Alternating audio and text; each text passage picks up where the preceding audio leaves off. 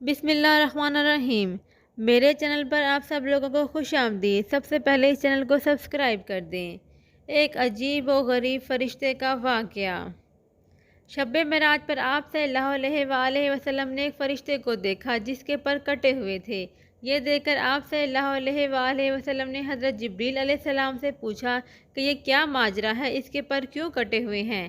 حضرت جبریل علیہ السلام نے جواب دیا کہ اس فرشتے کو اللہ پاک نے ایک شہر تباہ کرنے کے لیے بھیجا تھا۔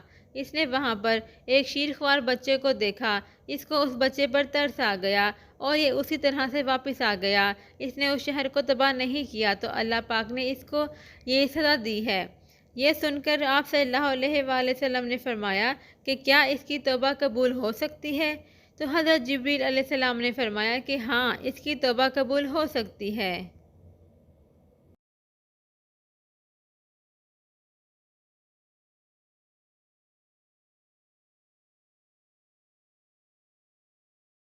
قرآن پاک میں ارشاد ہوا ہے، جو توبہ کرے گا میں اس کو بخش دیتا ہوں۔